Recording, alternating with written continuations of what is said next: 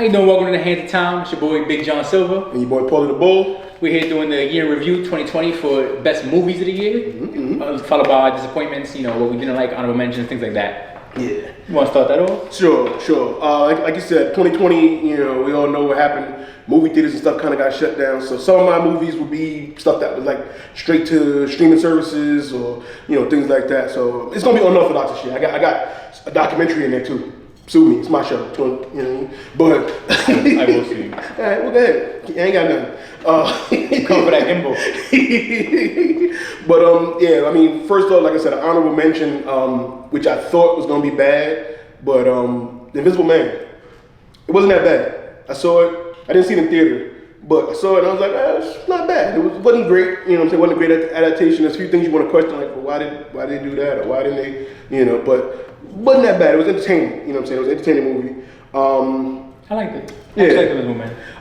But to get into my top five, pretty much, because I didn't really have too many honorable mentions. I didn't see much. Well, another one of my honorable mentions before I get started, I'll say Bad Boys for Life too. That wasn't as bad as I thought it would be either. I actually did see that in theaters before everything got shut down. But Bad Boys for Life, it was a movie we didn't need, but I saw it and I was like, all right. I feel like they needed a trilogy. I don't know about if they needed this film, but they needed a trilogy. It would have been good to end it. It seems like now they want to continue it with the younger team or whatever. Spoiler alert, whatever. But yeah, I think it should. A year ago. Fuck you, this year. But yeah, I think it should have ended here. That's what I was thinking. Like, it might die, something might happen. And it didn't seem like they were like trying to wrap this up. They're like, yeah, we can go another one. And it's like, this is not Fast and Furious. This is not like it could. They're old. It's okay. Like, they had a good run. We could stop right there, But hey, if they do another one, I don't think I'm gonna pay to see it again. I don't know. But that's also my honorable mentions. As far as my top five, what I did enjoy this year, Onward, straight to Disney Plus. I definitely enjoyed that movie. Cartoon movie, however you want to say it, but I liked the story of it. I shed a thug tear.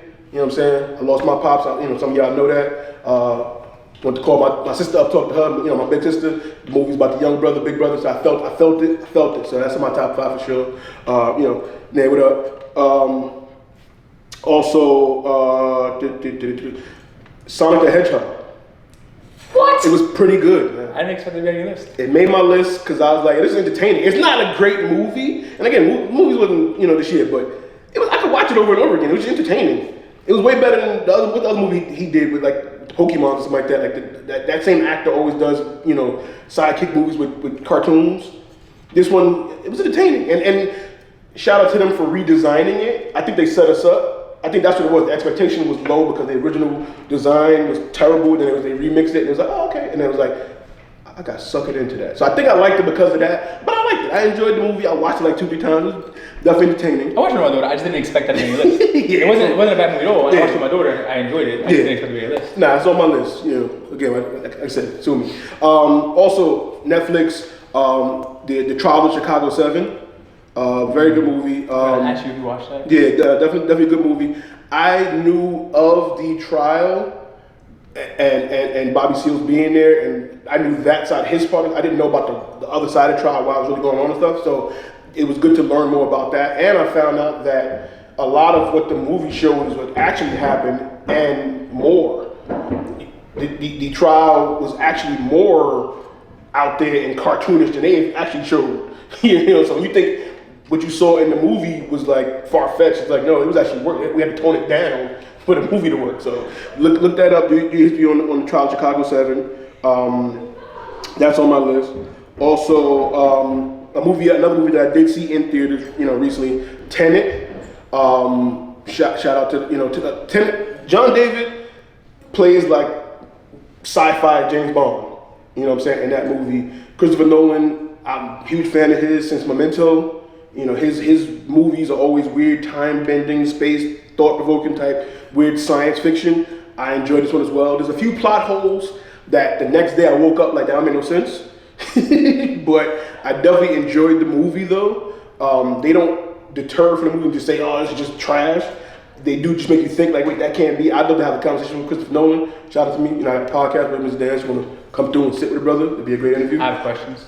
You know what I mean? So, that was definitely up there. But my number one, the greatest movie that came out this year, was actually a series, a documentary, if you want to call it. The Last Dance. I should have known you The said Last that. Dance, ESPN 30 for 30, Netflix, whoever co-produced it and came together. The Last Dance. Oh yeah, I said it. Great documentary. You can deny, you can say all you want. It's not a movie. It shut when the world was shut down and people were looking for entertainment, what to watch. That came on, and it was all everyone was talking about. People forgot about COVID for a moment. You know what I'm saying? When The Last Dance was on, we did a series on it. We were recapping every episode. Twitter, it was trending worldwide. You can't, like I said, you can't deny it. It was one of the biggest, pieces of entertainment, if not a movie, that came out this year. It started controversy. Scottie Pippen didn't want to talk to Mike or anybody. Isaiah Thomas is still mad. He's still walking around hating. Why did he that little man? Yeah, like Isaiah Thomas is still running around. His heat is 6'9". Exactly. So to me, like I said, that to me was one of the big, like I could watch that over and over again too. Like all 10 episodes, I could just put it on when I'm working from home, whatever. Just put it on the TV and just watch it. It brought up classic moments, old memories I forgot. I learned some things from it as well. So it was just great and entertaining. And every week it was like something to talk about. Yeah, very well done. It was. I enjoyed it. Last Dance. That's my number one. What do you think? Thanks. Disappointments. Again, like I said, anything I'm disappointed about, I probably didn't even think about. I was disappointed in what was that? The Hunted, I think it was called, something like that. The Hunt? The Hunt? Was that one? That was the movie where they dropped them off in like the. Yeah. It was just weird. I thought it was something else. Then it went another direction with some old conspiracy theory type stuff. So I was like, I liked it though. Yeah, I wasn't really feeling that. I was gonna touch on that one. Yeah, that was one of my disappointments. I'm trying to think of anything else. I was disappointed that we didn't have any new Marvel movies. You know what I'm saying, for the first time in years. We didn't get a lot of things in theater. We're looking for the Black Widow and stuff like that. Disappointed that didn't happen. Disappointed, but that pretty much it. Like a lot of stuff was just basically based on the year we had. So we're waiting for stuff to come out, or the year we didn't have. The year we didn't have. You know what I'm saying? That was for the most part. But I read through a lot of stuff, and it was just like, yeah, everything's streaming or accessible through these apps. So be it. So but that's my list. John, talk to me. What you got? What's on your list? So I'll go with. And you watch more movies than me, so movies. You're gonna have way more. My honorable mentions are mainly documentaries, actually. Starting with The Last Dance, actually. I enjoyed the shit out of it. It's my first time. To be honest, this is my first time I've used my DVR since probably the last season of Sons of Anarchy. Right. So I was like, nah, I gotta make sure I watch this fucking thing. And they did such a good job with it. Then the next documentary would be actually the No Limit. That Masterpiece. Forgot about that. Yeah. So I've never been a fan of Master P or anything. All I knew was make you say, That's all I knew about. I've never been, but to learn so much about him and learn where he came from, the way it worked, like the stuff that he put together, like you gotta respect that man's hustle. And on top of that, he basically, the way Jay says, I gave you the game, like he was giving people the game too. People just weren't paying attention to him. Still to this day. But he's a smart man. The way he did things in rolling business, and like he was just a smart dude. I didn't know that much about the squad. I didn't know how it got built and all that. So that was a really good documentary. Me being the fact that DMX is one of my favorite of all time. The Rough Rider documentary is another one. I do think they could have done more. Correct. There wasn't enough for me, but I do think they could have done more.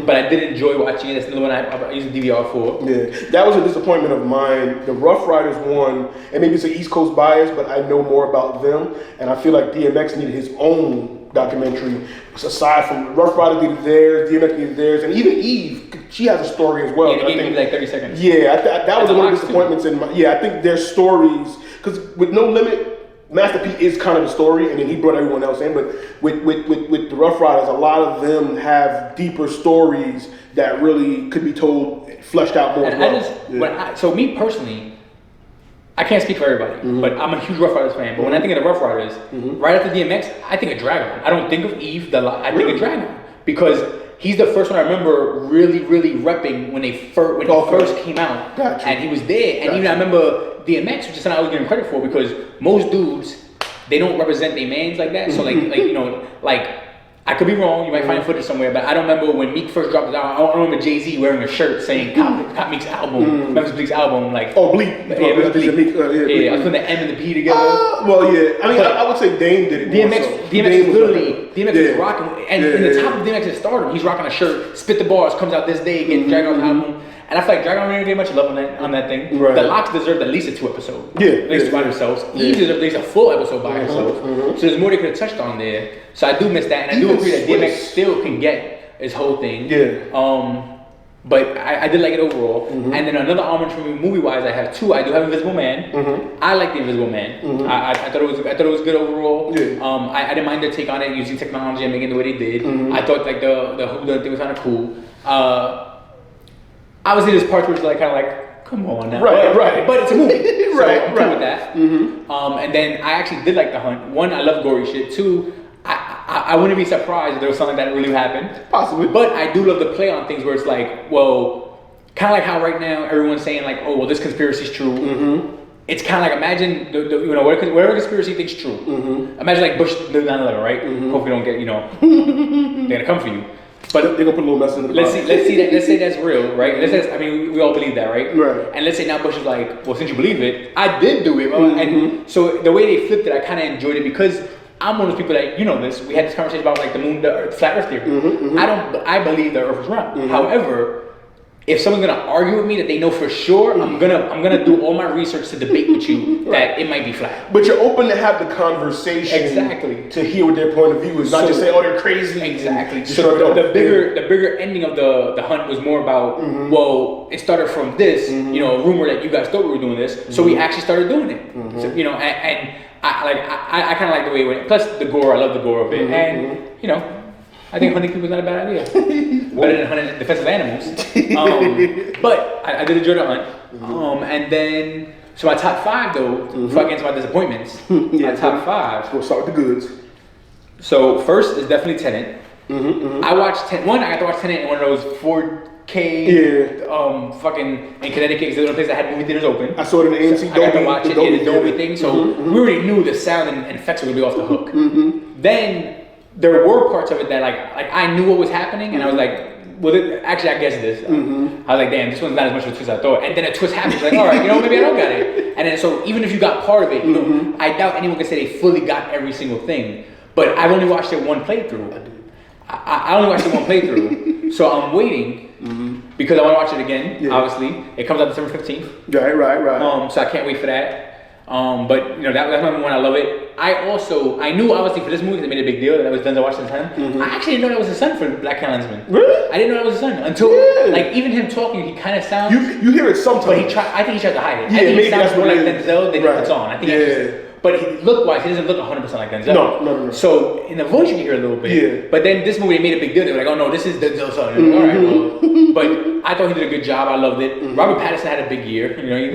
Besides the announcements for Batman, my second movie is actually a Robert Pattinson movie with Tom Holland. It's called The Devil All the Time. It's on Netflix. It was a free Netflix movie. It's Tom Holland,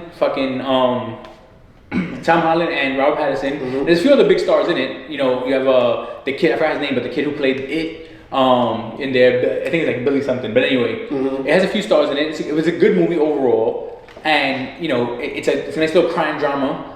I enjoyed it. It's like 2 hours and 20 minutes, but it goes by smoothly. But I thought it was really good. The acting was really good. Tom Holland did a great job. I honestly, I'm not gonna front, bit of a hater. I hate the fact that these British people pull off our American accents so easily, especially as a young person. Like, if no one told you Tom Holland was from Britain, you'd be like, oh, he's a regular teenage kid from white America. Peter Parker, his role as Peter Parker, he killed the that shit drives you crazy.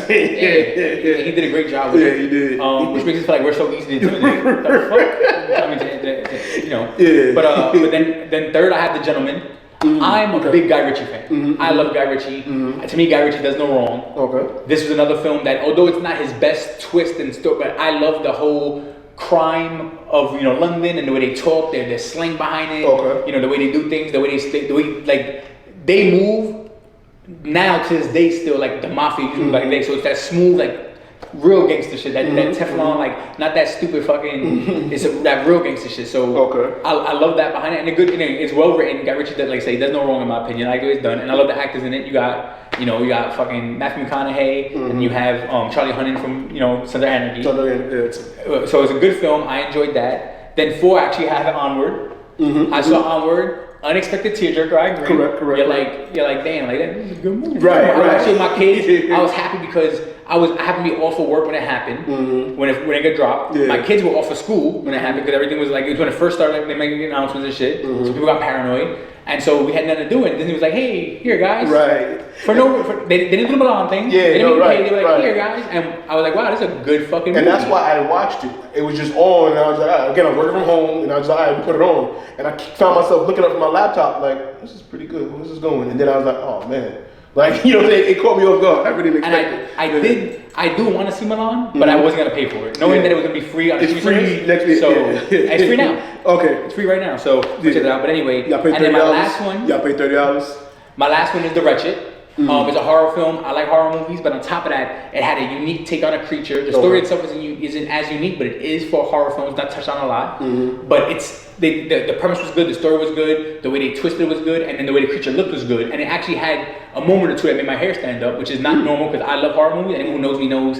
Like, it's not no tough guy shit. I've never found a horror movie that actually scared me. Like, I've been watching horror since I was a kid. But occasionally there's some movies that give you the hair standing up, and that's one of them. And I was like, oh shit, good shit. Like, jump scares are nothing. People don't realize jump scares are a quick thing with reaction, which is happening. It's not necessarily because you're scared. Right. It happens in fucking movies. People get jump scares. I remember fucking The Dark Knight, when I don't expect Harvey Dent to yell Rachel, I was like, relax, Harvey Dent. Right. So it's not that big a deal. But as far as actual a little bit of scared thing, I was like, oh, it's a good film. Okay. I enjoyed that one a lot. Disappointments. To think, I think I only really have one, which honestly, with all the pushbacks, I shouldn't have been disappointed, but I was. The New Mutants. Oh, I didn't even see it yet. I haven't even seen it yet. It was just in general, it was just a terrible movie. There was nothing good about it. There was nothing about it that I was like, oh man, at least this is savable. This is cool. Like, there's nothing. Like, if I never watch that movie again, it's not a problem. I didn't see it yet. I was looking forward to seeing it, and then when all this happened, I actually forgot. I was telling you earlier. Honorable mention for me though. 2 actually. There's a movie called The Rental. By Dave Franco. It was actually a pretty good film. I like it a lot. It's new, so I'm not gonna give it away because it just came out in like October. Okay. But it's a good movie. Get a chance to check it out. It's called The Rental. It's a horror thriller movie, but it's really good. I like that. I enjoyed it, and the thought behind it is actually pretty crazy if you think about it. And then the other one was Unhinged. A lot of people gave Russell Crowe shit for this movie, but I think they didn't really see it. I don't think because it didn't get released. It came out on DVD. Right. But he did a good job in his role. It's a little far fetched overall if you watch the movie because you're like. But then again, at the same time, if you watch the movie, there are actually 2 years ago a similar event that happened in real life, and people didn't stop it as soon as possible. So, but it's basically a road rage movie, and it makes you think about like I know me personally. It's funny aside. Anyone who knows me in the car knows I don't honk, and I don't honk because of Curb Your Enthusiasm. There's a scene where like he honks and the guy like freaks out, and like there's a story behind it where he literally murders him, all because of honk. And I was like, you know what? It's not that serious. I'm not gonna honk. And I don't get me wrong. I mean, I'm good, but I still don't want to like. So it's. But it's like so I don't honk. But anyway, it's a road rage thing. But it was a really good movie. I really enjoyed it, and I'm happy. I was telling you like they did a good job with the prosthetics because Russell Crowe looked really really fat. And I actually thought he just gained a lot of weight like over in general, not from the film, just because he was more than just bigger. But it was a fat suit, and they just did like little prosthetics on him. But it was a good film. I enjoyed it. It was a cool movie. It definitely was a nice. Post-racing, like, hour and a half. Right. My disappointment as far as me being sad was I did want a Black Widow. I wanted that. And I did want, there's one other one I forgot what it was, but there was one big one that I pushed back that I was really sad about. And then, I actually care. Fast and Furious movies. I don't care. So I personally, I argue this all the time. People get mad at me. You don't have to agree. I don't care. I honestly believe the Fast and Furious franchise is one of the most entertaining franchises. You escape reality because it's a movie. It is a blockbuster popcorn movie. The movies are entertaining. Even Hobbs and Shaw was entertaining. I haven't seen one yet that's not entertaining. In my opinion, the newer ones are more far fetched, but they're more entertaining than the older ones. Obviously, it's no longer Fast and Furious. It's no more street racing. They're not racing, but still, they're entertaining. At the end of the day, those kind of movies are meant for entertainment. No one expects them to get Oscars. Right. So I enjoy those. I like my summer bullshit fucking crazy movie. Yeah. So like Hobbs and Shaw, I loved, and I was really hyped for this one. I want to see how that car flew. You seen the he did the little Tarzan swing. I want to see how that works with a car. I want to know how this works. Right. Yeah. Like I'm waiting for Fast and Furious in space. I mean, they've already announced they're gonna do up to like 11, I think. Come on, 10 is perfect. They want to do the whole break up 10 into 2 parts thing. So they did Infinity War Endgame. So they're gonna do like how an Endgame where every character comes back. So you're gonna see Bow Wow probably, Tego Calderon, and everybody gonna come back. You know what I'm saying? Maybe they're gonna do that. I don't know, but I am interested to see how they brought Han back. Yes, that was the main thing. Because that nigga fell off a runway. We've seen him die twice. We've seen him die in Tokyo Drift, and then they explained the backstory of how he really died. So we've seen him die twice, and now he just come back. Oh shit! Actually, no, I'm wrong. Wonder Woman fell off the runway. Oh yeah, she right. Yeah. He got crushed and flipped. Right. And then the car blew up. Listen, being someone who had a car crushed and flipped, I survived. However, my car didn't blow up. His and car it wasn't on fire. blew up. Yes. And it blew up in the movie. And with intention. We thought it was an accident. Yeah. Then we later found out it was intentional. So he was murdered from a reinforced car, because Jason had reinforced cars. Yes. But on top of that, when they do the angles, you could see he didn't escape. So I didn't know how. I didn't know how this happened. So yeah. I wonder if you know how they live in Tokyo. And then, and then I don't know if you we never really touched TV, but I feel like I have to, because me being someone who's not, I'm not a Star Wars person. Oh yeah. I don't think Star Wars is that great. However, I'm willing to rewatch them all and try again because The Mandalorian. Right. I think that show is so fucking good. I love it. Like I'm literally, I haven't been ready for a show where I'm like, oh my god, it's new episode. I haven't done that in forever. Yeah. And I'm literally like, oh shit. And they're connecting a lot of dots. They're actually connecting the animated series, Rebels and the Clone Wars with the movies that the last 7, 8, and 9. So they're connecting some other dots that weren't really connected before. It's so good. Yeah. So I don't watch cartoons, except for the old school X-Men. I don't watch like those cartoons. Rebels. It's so good that I'm gonna go back and watch Clone Wars to learn what I'm missing. The only film I haven't seen is Rogue One. That's the one I haven't seen. So now I watch all of them because I want to give it a chance.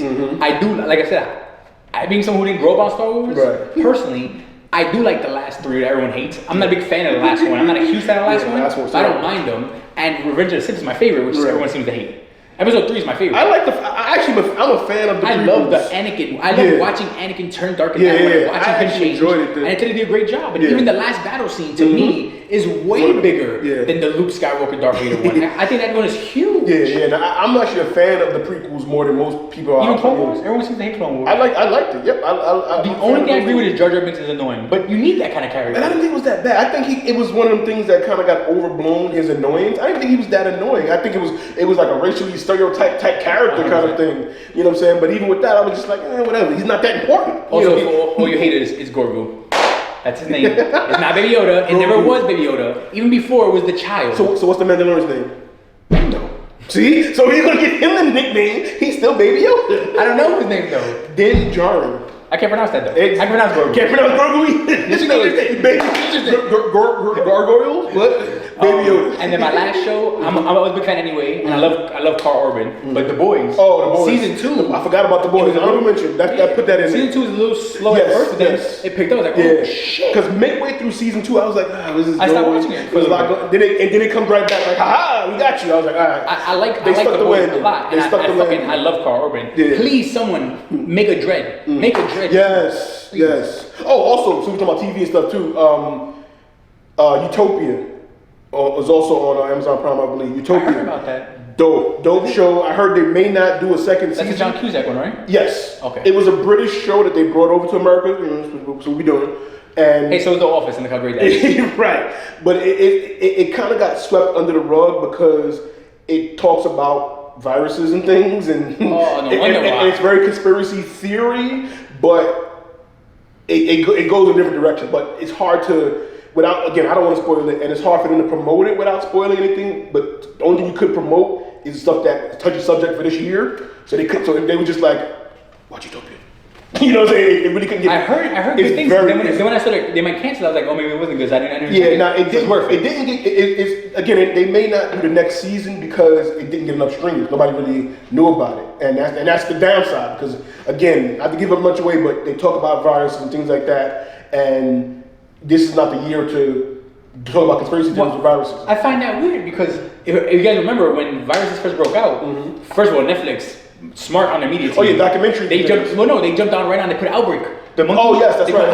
Yeah. HBO dropped Contagion. Yeah. That movie's been out of circulation for like 15 years. But I guess maybe because those are older movies. But this one, but people want to watch. But the difference is with Utopia is it digs into conspiracy theories. And it talks. So again, I don't want to get too much away. But they talk about this virus created because and people might be like, you know what, that could be what's happening. You know what I'm saying? So I don't think they wanted to go down that path. That makes sense. Whereas the Outbreak, the monkey is like okay, that's that, and then it's happened after. That makes sense. Utopia, it's like.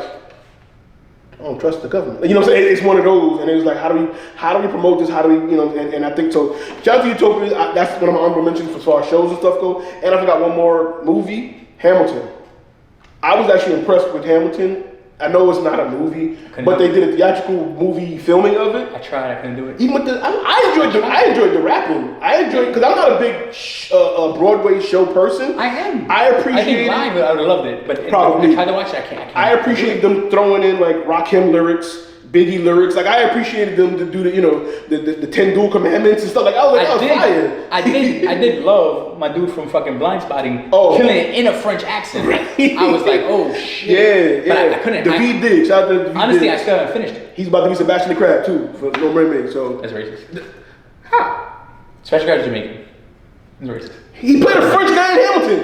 He be French, so he can't be Jamaican. He can't be Jamaican. Shout out to David Diggs. I love him. But yeah, Hamilton. I enjoyed it. Like I said, I'm not a big show person, but the lyrics draw me in. I get to like an hour and 40, and I can't go the other 40 minutes or whatever. I can't use that break to go to the bathroom, get you some water. Some popcorn, some snacks. Yeah. Use the break wisely. I'm gonna try one more time. I watched it twice. A million times. I think I watched it when it dropped. It was 4th of July, and then I see those times, and I enjoyed it both times. I enjoyed it, and I noticed some stuff. Like I said, there's some few things that you notice that like the chick that was the bullet, and she was like, I was like, that's some theatrical stuff to be the bullet on stage. She was like dancing and brought the bullet off. Like, that's fine, you know what I'm saying? But I enjoyed it. I enjoyed that too. So I try. Hamilton's on my honorable mentions as well too, and that kind of saved Disney Plus because they had no content to really show on there. They were trying to film the next Mandalorian season this year because they couldn't get the WandaVision, Falcon Winter Soldier, the stuff they wanted to put out there. So Hamilton was actually supposed to come out next year, 2021, I think in March, and they had to fast forward it and drop it. And that was going to come out in theaters. They fast forwarded and put it on Disney Plus because they was like, we need content. Push that. So shout out to Hamilton. I did think it was very honorable of Disney to drop Onward without charging nobody during the pre, because the Milan thing they put later on when things were coming. It was in theater for like a week, and then Milan was never in theater, so they thought they could get away with it. Nah, and I said it from jump. I was like, yeah, that's not a good move. It's not a good move. But Netflix, they held it down. Netflix and Hulu put out a lot of them-only movies to help out during this time. And I mean, Netflix has always been free, so it's not like they each wasn't in charge. But they could have held off, and they went hard with it. So I do appreciate that the streaming service is doing that. For sure. And now, we can talk about that. Warner Brothers, HBO Max, they just launched. They said every 2021 movie will be straight to HBO Max. RIP to movie theaters. So they're gonna do a theatrical release and the streaming release at the same time. But it's like, well, what do you think people are gonna do more? Like, listen, in my opinion, look what fucking the broken Amazon Fire Sticks did. Now imagine people who don't like me. I'm a big movie collector. I'm not gonna do a broken Fire Stick. I want to own the movie. I want to see the movie. I want to go to the movies. But now I know that I could get it from a streaming service I'm paying for in the quality I'm supposed to have it in. From home in my pajamas, my favorite snacks, without paying $1 million. And no additional charge. You can stream it as long as you pay a subscription. Yeah, and I could Day one, day of. Like if Black Panther, we both went to the theaters, that was like $40, $50 for those tickets. Right. I go like, yo, Paul, come to the crib, let's watch it for free. Right. Like I'm already paying that much subscription anyway. Right. So I can imagine where it does lose business. I might still go to the movies for some of those things. Some movies, I'll probably stream Mortal Kombat. Like we said about Tenet, I appreciate those type of movies had to watch them on the first, theatrical screen, the big 100-foot screen, the big speakers booming. Certain movies, so the Marvel movies, the stuff like that. But for the most part, yeah, I'm watching at home. Wonder Woman. I'm not really hyped to see it, Neither. but it's going to be on HBO Max Christmas Day. I'm gonna stream it. She fights a cheetah. Yeah, I'm gonna stream it. I would have dropped it on Christmas Eve. Christmas Day is about opening presents. And Disney Plus is also dropping Soul. I'm probably gonna watch Soul first. Not to be racist, but Soul was actually something I was looking forward to. Yeah, me too. And you know what I'm saying? So I'll watch both, but I'm probably want to see Soul first. If you've seen the way they did Inside Out, yeah, right. this is gonna be crazy. Right. Because Inside Out was bananas. So it's gonna be Exactly. crazy. But yeah, so we got two things on Christmas Day that day one, first release, home. I don't have to go to the theater. And like I said, we went to see Tenet. I went to see Tenet when I was down south with my family. And luckily, the Charlotte theaters had just opened up when I was down there. I got the email from AMC. I was like, yeah, you want to see Tenet? Yeah. And obviously, theaters was it was an awkward experience where they didn't have their concession stuff fully available, and when you buy the tickets on the app, they block off the seats outside of you, so it was kind of isolated. It was just weird, and it was just like keep the mask on. They tell you to keep it on the whole time unless you're eating. Yeah. But for anyone who eats popcorn, you're always eating. And if I keep the straw in, what are you gonna tell me? Like, you know what I'm saying? So it's something to adjust to. But again, that's also gonna turn people away from theaters because it's a chicken and the egg kind of situation where the theaters are not opening and stuff, so the companies are saying we're not putting the blockbusters in. But then the theaters are like, well, then since we don't have the blockbusters, we're not gonna. So it's like, who gives first? You know what I'm saying? 'Cause I honestly think that the HBO Max decision is gonna be a triple effect because now Disney might look at, all right, well, let's do Black Widow, let's do this, and that's gonna kill movie theaters. It's sad for me because for me, everyone has their escape. People have books, they have music. The movie theater is always my escape. I'm stressed, depressed. I go by myself to a fucking theater, go sit down, watch a movie, and just lose my shit. Yeah, I've done plenty of Sunday matinees just by myself. It's just over. zone out. Yeah, and it's crazy because I love movies, so it's sad. But I can't. This is one of those things that as much as I want to fight it, I do understand the business side of it where they're going to lose out because at the same time though I am tired of paying $90 for popcorn and soda. Right. And like you said, it's going to be a trickle effect because if they know they're not going to have billion-dollar movies anymore for the theater and it's going to be just $9.99 or $6.99 whatever subscription movies, will the budgets come down? Are they going to spend $100 million on a movie that you can't really put a dollar amount on because it's a streaming service that has multiple, a big catalog. So now what is this movie worth? You know what I'm saying? So are the budgets going to come down now? Remember, like Endgame, for example, or Infinity War Endgame, they filmed together. It cost about $1 billion to make. They made $2 billion, back. So are they going to do something like that again, knowing we're not going to see that return on the investment? You know what I'm saying? Are we going to get more show type stuff now? I actually think disrespectful. I think the streaming services are a little disrespectful because they're not realizing that they do need the movie theaters more than for their big movies because that's where the money will be made. Right. That is where because at the end of the day, let's keep it real. Anyone who knows the movie industry knows that movie theaters make no money off the movies. They go to such stats. And anyone who's ever been to the movies knows that we sneak our shit in and we go to pay for the movie. So the money that's made in the movie theater is mainly for the film anyway. And I do agree, in my opinion, 2 years from now, if everything's streamed, if a movie was $1 billion movie like Endgame, like the Infinity Wars, they're not going to see that return on investment. Right, you're not going to see that return because it's hard to even monetize. You can say how many times this movie is being streamed, but does that equate to, you know what I'm saying? Like it's still just the $9.99. Because don't get me wrong, you have things like the million people. You have those certain wings, like for instance, I guarantee you Wonder Woman is gonna bring in new subscribers to HBO Max. Cool. But after Wonder Woman does was then like maybe the people like Mortal Kombat's not gonna bring the same amount of people. Right. Those people, the people who would join them probably joined because of Wonder Woman already. So now you have their money. Now you have the only thing I do like that they're doing, which being someone who has HBO Max already makes me feel like it's not getting robbed, is the people who do the free trial, they're gonna start the free trial right before it comes out. So 7 days before Wonder Woman comes out. I didn't know that. So you can't do the whole free trial. Another thing is too, like for example, with Wonder Woman, it's streaming day one, but it's only for like 30 days, and then they're taking it off the streaming service to let the theatrical run continue. Yeah, that's long enough. And then it's gonna come back. 30 days is long enough. Yeah, that's what I'm saying. So it's still kind of a preview kind of thing. So, but it's like, okay, but when they stop streaming that, then Mortal Kombat comes out. You know what I'm saying? So they're hitting you with, you know, they got back-to-back movies all year, and then, you know what I'm saying? So it's a smart strategy. There are certain movies that you just have to watch in the theater, though. Yeah. Like, listen, I have an amazing home theater set up at home. I still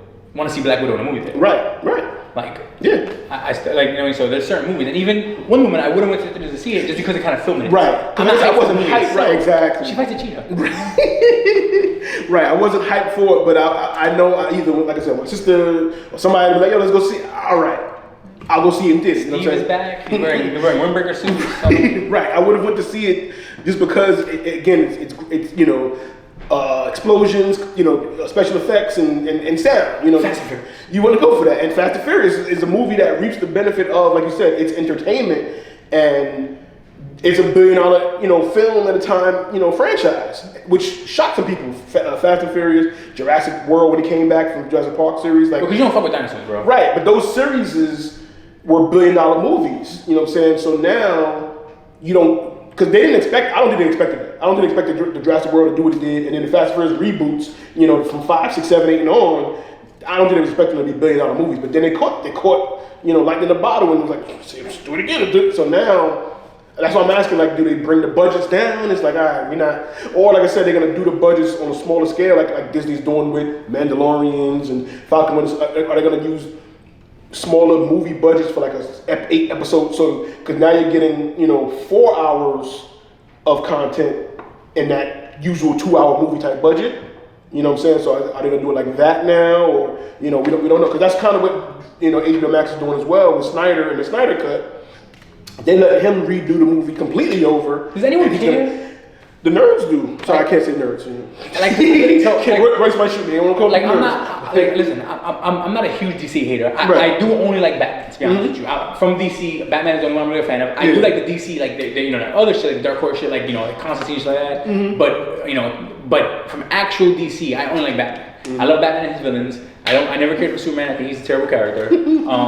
Sorry, Bobby. And then I never really cared for Green Lantern, and the movie made it even more likely I'm not to care. So I never really cared for their characters. However, like, I don't care how they remake it. I don't see where Justice League would still be a good movie. And you know why? And you kind of killed it with the. That's what I was gonna say. Now Batflick's not really like. Right. So you kind of killed it anyway. So it can't be what it was gonna be anyway. Right. So no matter how it ends, it just ends. Also, there's gonna be nothing else coming from it. I feel like so many fans hate it on the was the Whedon Joss Whedon cut, yeah, like, on that so much that they're lying to themselves in their head, because there's no way that Hellraiser pins and needles Steppenwolf looks better than the one that they created. Yeah, the new one now is just extra. It looks like he got some DLC from like a video game and he got a new outfit. Like, he got skin. It doesn't look right. It doesn't look better. It's just like he just like a cactus. And he's like a silver cactus. And like you said, like this Snyder cut made sense back then or something like that, but now the fact that we know they're doing individual, they're doing